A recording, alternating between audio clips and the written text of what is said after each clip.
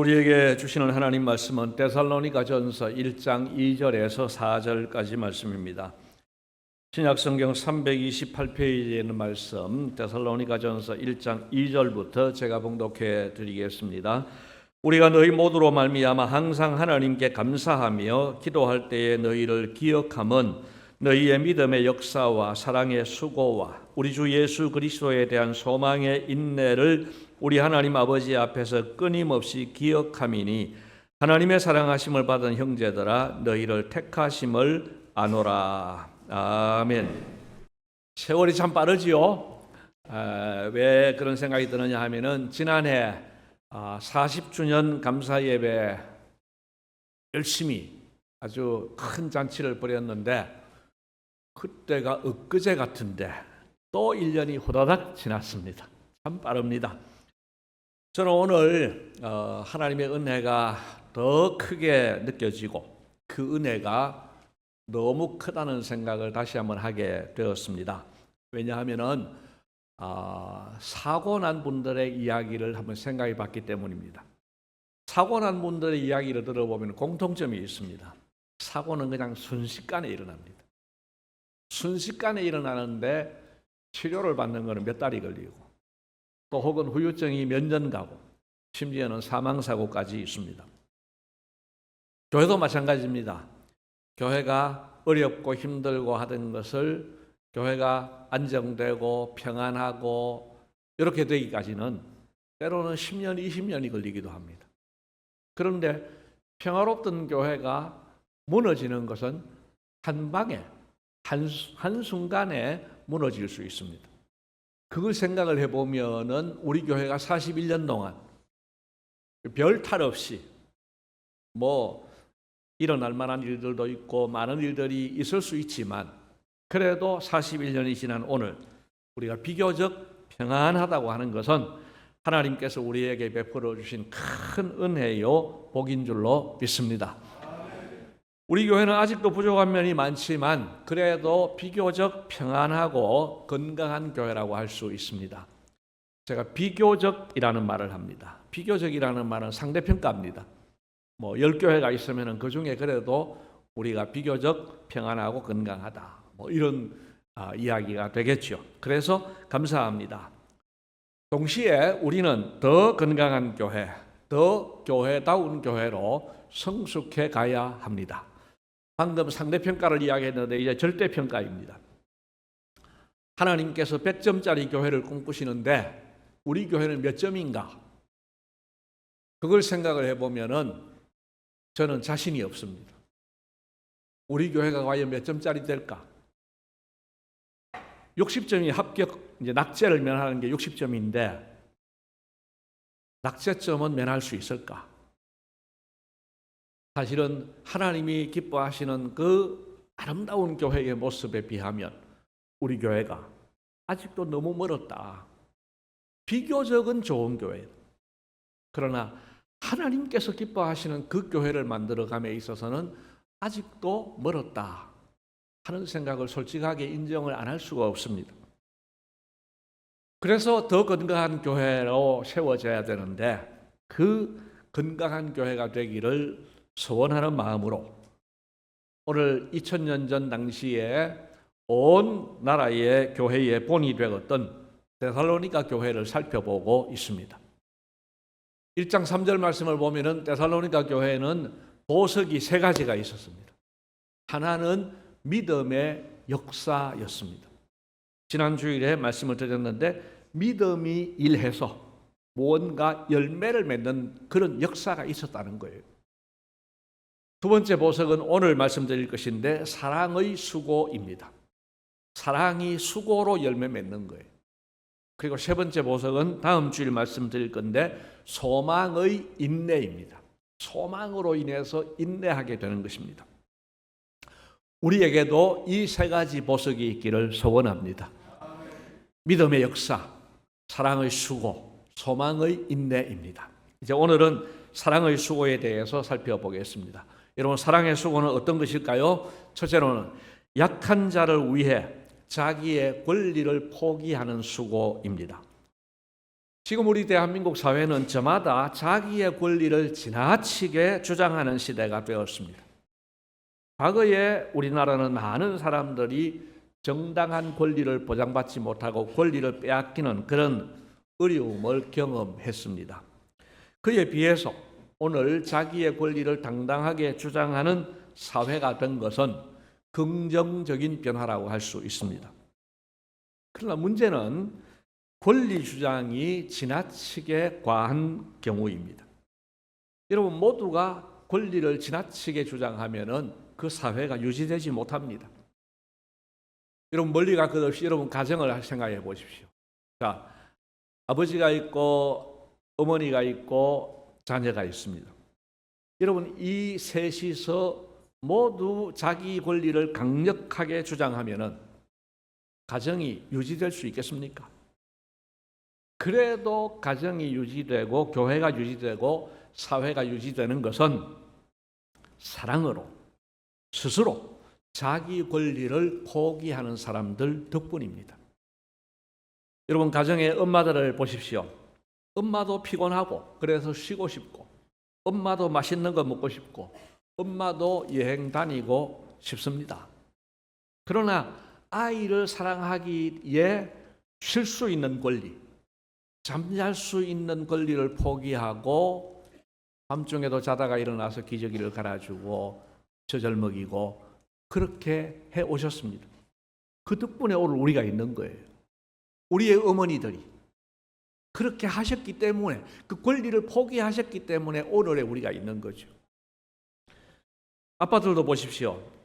아버지들도 직장 안 가고 싶을 때가 있고 괴롭히는 직장 상사를 향하여서 나 안 해! 하고 큰 소리 치고 그렇게 사표 던지고 나올 수 있는 권리가 있습니다. 그런 생각이 들 때가 한두 번이 아닐 겁니다. 그러나 가족을 사랑하는 마음으로 큰 소리 칠 권리를 포기하고 때로는 수모를 당하면서까지 그 자리를 지켜내는 거죠. 그 덕분에 우리의 가정들이 유지가 되어 온 것입니다. 성경 말씀으로 들어가 보시면은 사랑의 권리를 포기한 경우가 많이 있습니다. 가장 대표적인 분은 예수님이십니다. 여러분 예수님께서 십자가 위에서 얼마든지 내려오실 수 있는 권리가 있습니다. 그러나 그 권리를 포기하시고 끝까지 감당하시죠. 저는 한 번씩 그런 상상을 해봅니다. 십자가 위에 계실 때 사람들이 막 놀리고 비웃잖아요. 네가 다른 사람들은 살리면서 너는 못 살리냐 뭐 이러면서 예수님을 향해서 조롱할 때에 예수님이 우리를 위해서 결국은 십자가를 지시고 죽으셔야 되겠지만 한 번쯤 내려오셔가지고 막 혼을 내시고 그리고 폼 잡고 올라가셔가지고 지시면은 얼마나 멋있을까, 얼마나 속이 시원할까 이런 생각도 해봤는데요. 그러나 예수님 그렇게 하지 않습니다. 그 권리를 포기하고 고난을 감수하셨습니다. 왜 그렇습니까? 우리를 사랑하시기 때문에 사랑의 수고를 그렇게 감당하신 겁니다. 바울을 보십시오. 사도 바울 당시에는 아직 신학이 제대로 정립되지 않은 상태였습니다. 그래서 많은 분들이 믿음의 초보자였습니다. 고린도전서 8장을 보시면은 당시 고린도 교회에는 고기 먹는 문제를 가지고 갈등이 일어났습니다. 웬 고기 문제냐 하면은 그 당시는 많은 우상들이 있어가지고 고기를 우상에게 바치고 바쳐진 그 고기를 이제 시장에서 파는 거예요. 시장에 나와 있는 고기가 우상에게 바쳐진 고기일 가능성이 굉장히 높은 거예요. 그러니까 믿음 좋은 사람들이 이런 생각을 합니다. 우상에게 바쳐진 고기를 우리가 먹으면 되겠냐? 그런 생각이 한 사람이 있습니다. 또 한쪽에서는 뭐냐 하면 아니야. 그 우상 그건 아예 없는 거야. 그건 생명도 없는 거고 아무것도 없는 건데 거기 바쳐진 거라고 해서 우리 아무렇지도 않아. 둘 다 일리가 있는 말이에요. 근데 이게 갈등이 일어나는 거예요. 이렇게 양쪽 주장이 팽팽할 때 바울이 이런 선언을 했습니다. 고린도전서 8장 13절 말씀 같이 한번 읽겠습니다. 그러므로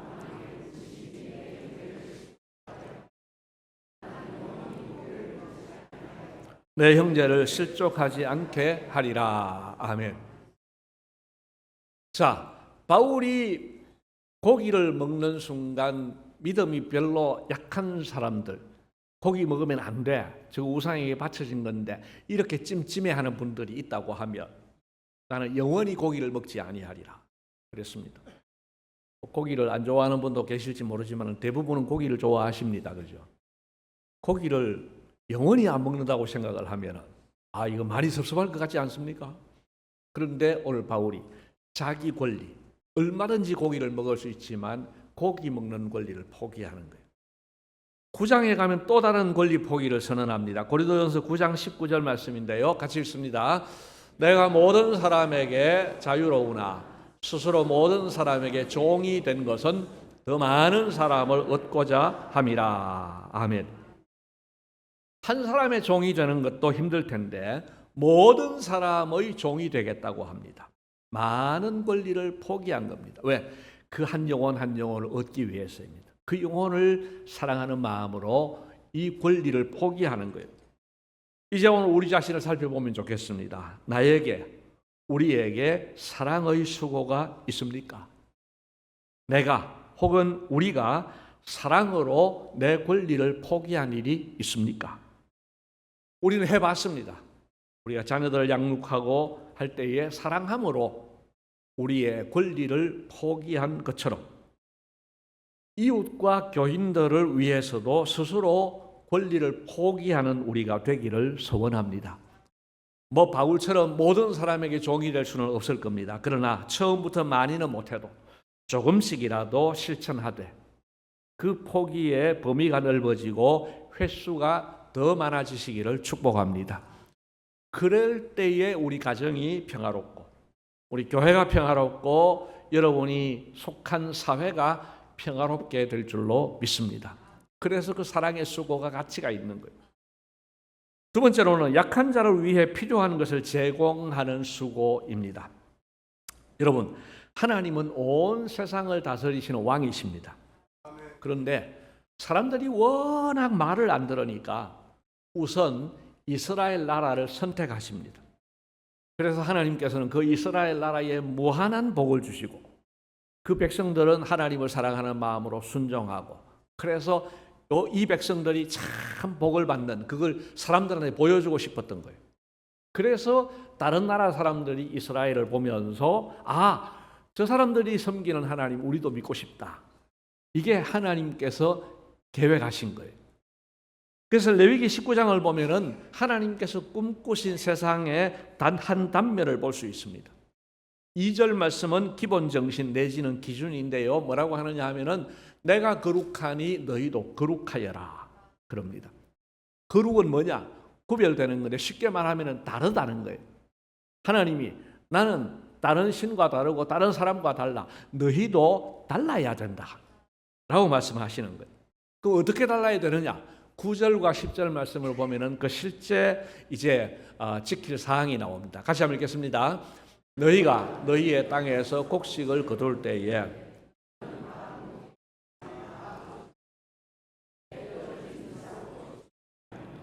내 포도원의 열매를 다 따지 말며 내 포도원에 떨어진 열매도 줍지 말고 가난한 사람과 거류민을 위하여 버려두라. 나는 너희의 하나님 여호와이니라. 아멘. 여러분 농사를 지어보신 분도 계실 거고 안 지어본 분도 계실 거지만 농부의 마음은 마찬가지 아니겠습니까? 다 거두고 싶지요. 우리 이 예배당이 내 땅이라고 생각하면 곡식을 다 심어놨는데 그거 다 거두고 싶지요. 또 일하다가 이삭이 많이 떨어졌으면 그거 주워가고 싶지요. 하나님께서는 뭐라고 하시느냐 하면은 모퉁이의 끈은 거두지 마라. 저쪽 모퉁이, 이쪽 모퉁이, 이 뒤쪽 모퉁이 이건 거두지 말아라는 거예요.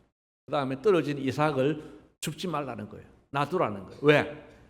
가난한 사람들이 그거라도 주워 먹고 가난한 사람들이 그 모퉁이 거라도 수수해서 먹을 수 있도록 또 나그네 된 자들 또 외국인들 이런 사람들을 위해서 놔두라는 거예요. 그 사람들에게 필요를 제공하는 거예요. 그러면서 하나님께서 마지막에 하시는 말씀이 나는 너희의 하나님 여호와이니라. 이 말씀은 너희의 그 손해본 것 내가 채워줄 거야. 걱정하지 말고 좀 나누어 줘라. 그렇게 말씀을 하시는 겁니다. 자, 오늘 시대에 예수님께서 이제 세월이 지나서 신약 시대에 예수님께서 가르쳐 주신 우리의 기도, 주기도문이 있지 않습니까? 마태복음 6장 11절에 오늘 우리에게 일용할 양식을 주시옵고, 일용할 양식은 우리의 필요를 구하라는 거예요. 근데 거기에 초점을 맞춰야 될 것은 나에게가 아니고 우리에게입니다. 우리에게. 자, 무슨 말이냐 하면은 우리 여기 교인들이 뭐 한 300명 모였다고 봅니다. 한 300명 모이면은 점심을 먹어야 되는데 300명이 모였는데 100명분밖에 없어요. 200명이 굶어야 되니까 하나님 우리에게 300명이 먹을 수 있는 양식을 주십시오. 합당한 기도이고 정당한 기도입니다. 그런데 이런 경우는 어떻습니까? 300명이 모여서 점심을 먹어야 되는데 30명의 부자들이 300명분을 다 가지고 있어요. 그 다음에 한 250명쯤 되는 분들이 각자 1인분씩을 가지고 있어요. 그럼 550인분. 근데 나머지 사람들이 먹을 게 한 개도 없는 거예요. 이럴 때에 우리가 하나님께 우리에게 일용할 양식을 주세요. 그렇게 기도할 수가 있냐 하는 겁니다. 하나님이 하시는 말씀, 얘들아, 300명분 가지고 있는 부자들아, 이 사람들 도시락 좀 나누어 주어라. 그리고 기도하라는 거예요. 그렇다고 해서 똑같이 나누라는 말은 아닙니다. 공산주의자처럼 강제로 빼앗아서 나누라는 건 아니에요. 레위기 19장에서도 모퉁이의 곡식과 이삭을 거두라고 했지 당신들이 농사 지은 거 다 똑같이 갈라 먹읍시다. 그거 아니에요. 마태복음 25장 35절로 36절 말씀에 보면 예수님께서 칭찬하시는 사람들도 그렇습니다. 줄인 사람에게 먹을 것을 주고 목마를 때 마시게 하고 나그네 되었을 때에 영접하였고 그 다음에 36절에 헐벗었을 때에 옷을 입혔고 병들었을 때에 돌보았고 옥에 갇혔을 때에 와서 보았느니라. 완전히 일 안 한 사람이나 일한 사람이나 똑같이 일을 이야기하지 않습니다.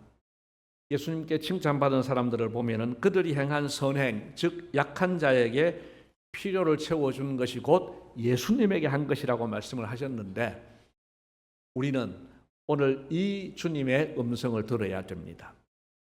똑같이 나누라는 말은 아니에요. 그렇지만 내 옆에 약한 자들, 가난한 자들 있을 때에 그 사람들을 예수님 사랑하는 마음으로 섬겨야 될 것을 말씀하고 있습니다. 이것이 사랑의 수고입니다. 제가 지난번에 7월 초에 서울에 친구 결혼식 다녀온 이야기를 했습니다. 그 한 테이블에 옆자리에 한의사 친구가 앉았습니다. 이 친구는 한의사로 꽤 일찍 성공했습니다. 송파구 쪽에 한의원을 일찍 오픈을 해가지고 그 돈도 많이 벌었고 뒤에 또 부동산도 하고 뭐 이래저래 해가지고 몇백억 자산가가 되었습니다. 근데 그 친구를 만났는데 이번에 이제 그런 이야기를 해요. 자기 평생에 교회 한 번 딱 갔다 왔대요. 하는 말이 인출이가 교회 한번 가보자 해가지고 딱 한번 갔었는데 그것이 처음이자 마지막이었다고 그런 이야기를 해요. 그러면서 이제 자기 아버지, 할아버지 때 있었던 이야기를 해요. 할아버지 때도 아버지 때도 자기 집이 좀 잘 살았던 것 같아요.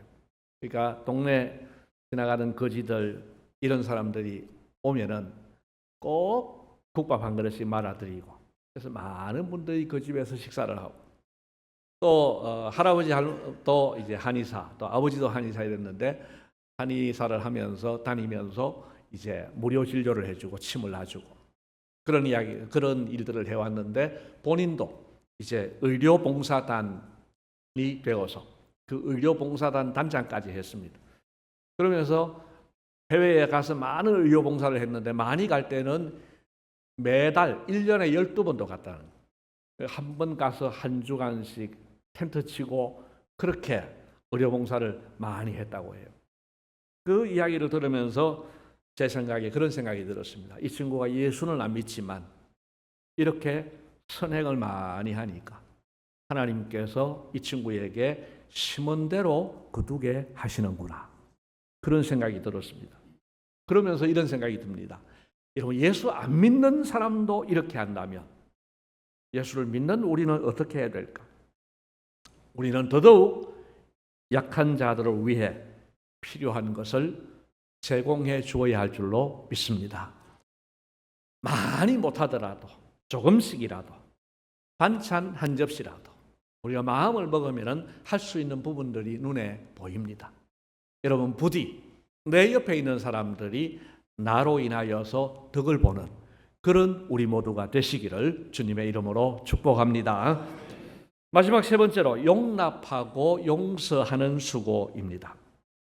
여러분, 용납과 용서는 공통점이 있습니다. 이것은 둘 다 상대방의 잘못을 전제로 하는 겁니다. 그래서 자연스럽지 않습니다. 쉽게 할 수 있는 것도 아닙니다. 그러나 우리는 해야 됩니다. 왜 그렇습니까? 골로새서 3장 13절에 예수님께서 사도 바울을 통해서 이런 말씀을 주시는데요. 같이 읽겠습니다. 누가 누구에게 불만이 있거든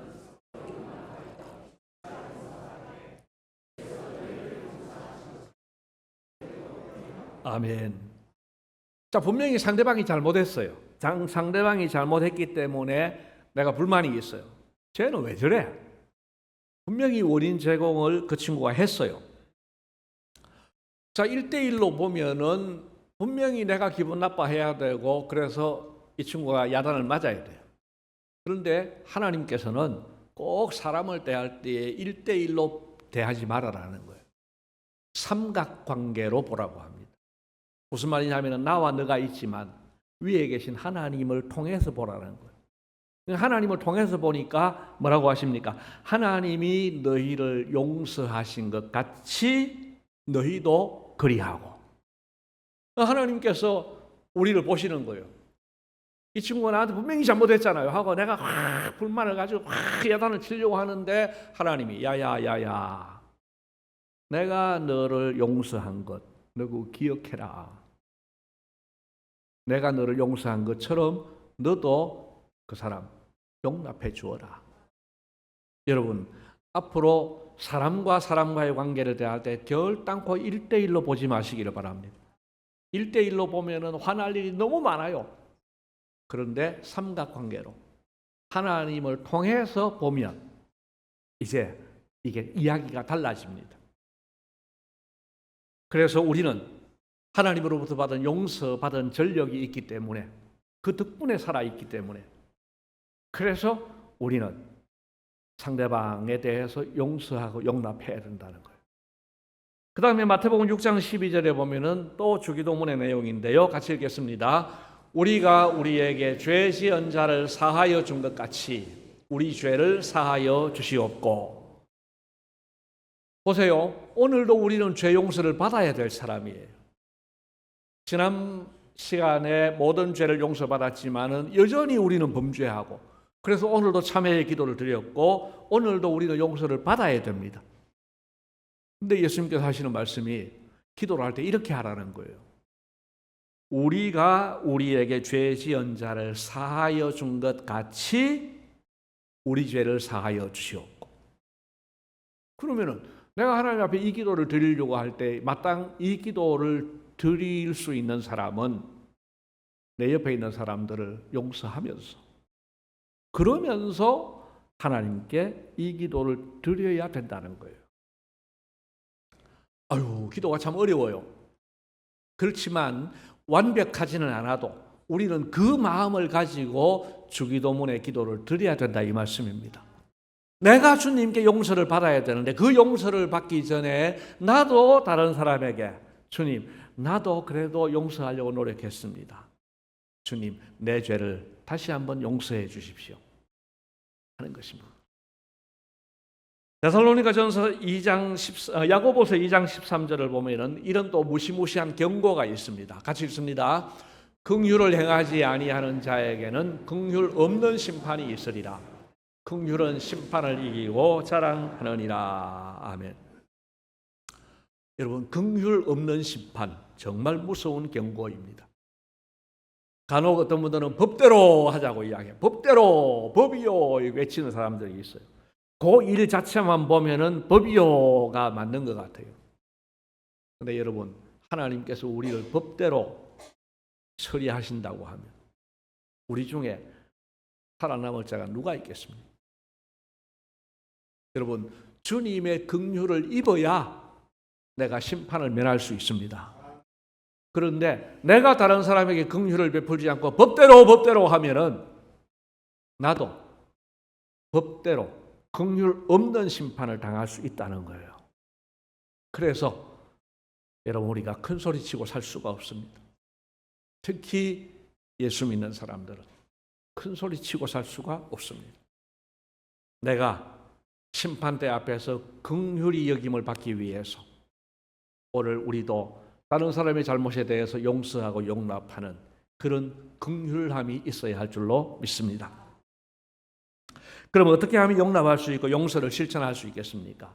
용서에 대해서 참 기가 막힌 그 인사이트를 제가 최영기 목사님의 강의를 통해서 알려드렸습니다. 복수하지 않는 것이 용서다 그랬어요. 너무 마음이 와닿는 거예요. 여러분, 용서를 한다고 해서 내 맺힌 감정이 다 풀어진다고 생각하지 마세요. 안 돼요. 기분 나쁜 건 나쁜 거지. 그런데 복수하지 않는 건 할 수 있는 거예요. 의지를 가지고 저 사람 밉지만 배심하지만 하나님의 명령을 따라서 복수하지 않는 것부터 시작하는 거예요. 무엇이 복수입니까? 그 사람에 대해서 비방하는 걸 중지하는 거예요. 또 그 사람에 대해서 막 사람 없는 곳에서 가서 뒷담화하는 거, 이거를 중지하는 거. 복수를 안 하는 거죠. 공격을 안 하는 거예요. 내가 떡을 나누어 줄 일이 있는데 10명분 나눠줘야 돼. 하필이면 그 친구 왔네. 이거 빼지 말고 주라는 거예요. 우리나라 속담에도 미운 놈 떡 하나 더 주라 했잖아요. 속담도 그런데 우리 예수님께서 하시는 말씀이 복수하지 않는 것부터, 마음에 미움이 있어도 복수하지 않는 것부터는 할 수 있다는 거예요.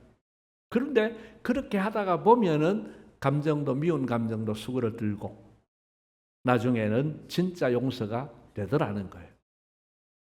그런 의미에서 용서하시기 바랍니다. 복수하지 않는 것, 그 정도까지는 할 수 있어요. 그 다음에 용납하는 것. 어떤 목사님은 이해해라고 했습니다.